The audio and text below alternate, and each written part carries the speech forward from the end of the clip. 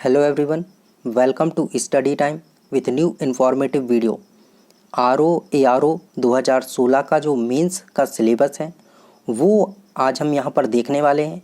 और जैसा कि आपको पता ही है RO 2016 का जो प्री का रिज़ल्ट है वो जारी हो चुका है और इसकी जो मेंस की एग्ज़ाम डेट है वो भी जारी कर दी गई है। कल ही एक नोटिस जारी किया गया था, उस पर मैंने एक वीडियो भी बनाया है। उसका जो लिंक है वो आपको डिस्क्रिप्शन में मिल जाएगा और आई बटन में भी आपको वो वीडियो मिल जाएगी, तो आप जाकर देख सकते हैं कि वो पेपर जो है, इसका मेंस जो है वो कब होने वाला है और कैसे होगा।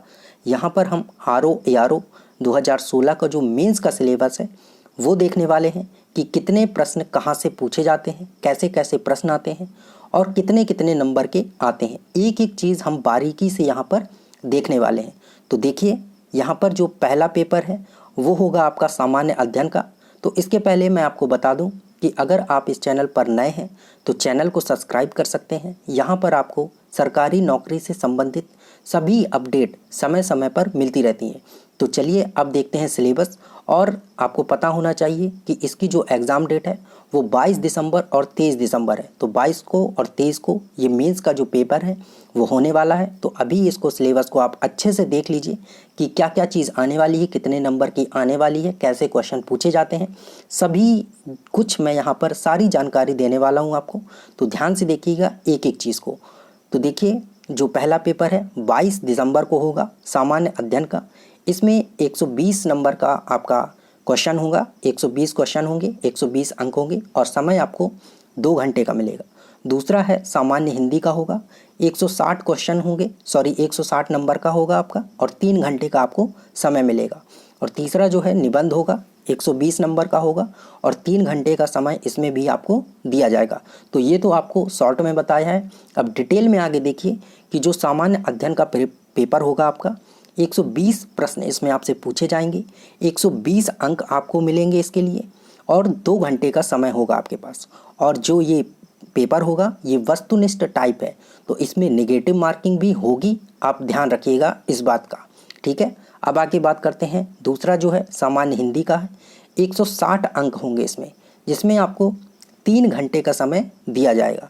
और ये जो पेपर है 2 खंडों में विभाजित होगा, 2 खंडों में ये पेपर विभाजित होगा। खंड आ में सामान्य हिंदी एवं आलेखन पूछा जाएगा जो कि 100 अंक का होगा और 2.5 घंटे आपको इसके लिए समय दिया जाएगा, जो कि लिखित परीक्षा है, ऑब्जेक्टिव टाइप नहीं है, वस्तुनिष्ठ नहीं है, लिखित परीक्षा है, जिसमें आपको एक गद्यांश दिया जाएगा जिसका आपको शीर्षक, सारांश, रेखांकित अंश ये सभी बताना होगा, मतलब लिखना होगा।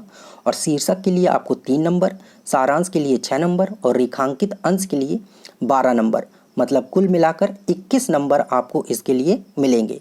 दूसरा, आपको सरकारी पत्र का सारणी रूप लिखना होगा जिसके लिए आपको 15 अंक मिलेंगे।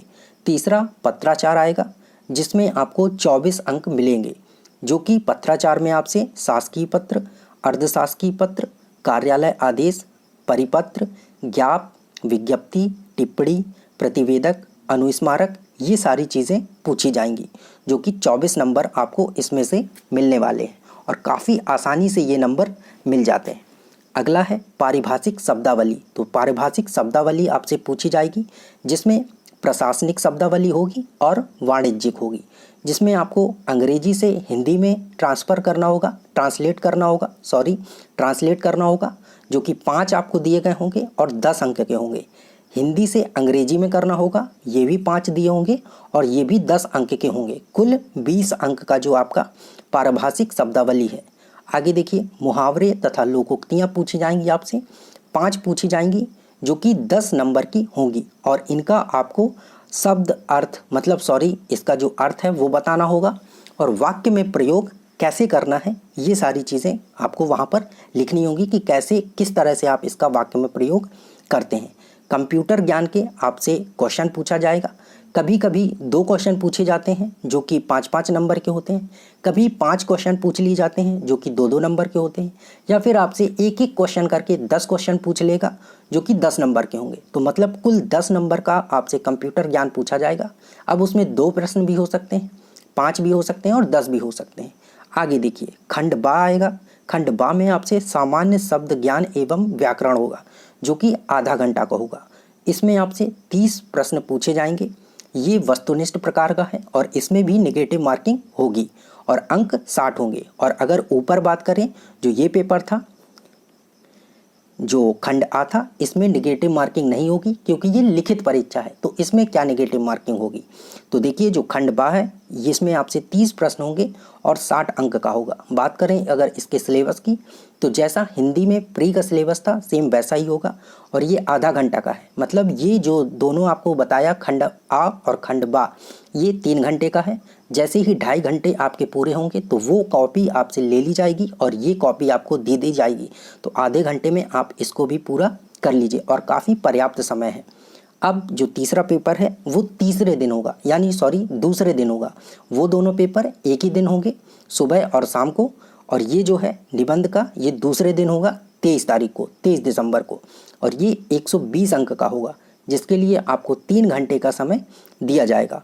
साहित्य और संस्कृति पहला चीज़, जो 3 निबंध आएंगे वो साहित्य और संस्कृति में से आएगा, विज्ञान पर्यावरण और प्रौद्योगिकी में से आएगा और राष्ट्रीय एवं अंतर्राष्ट्रीय जो घटनाक्रम है वो पूछा जाएगा आपसे।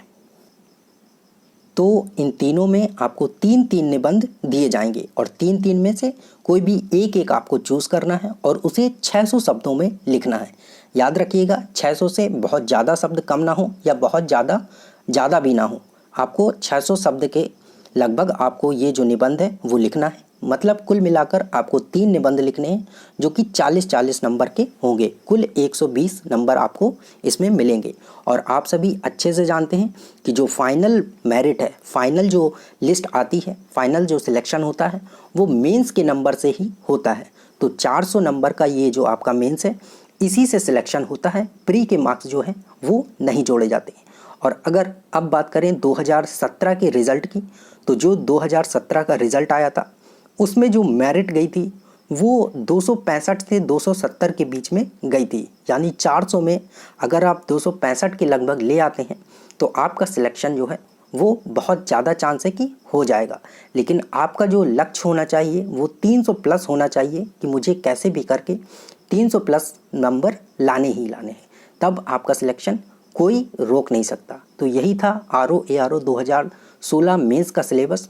और 2020 के लिए भी अगर आप तैयारी में लगे हुए हैं तो आप भी इसे देख लें और कैसे तैयारी करनी है।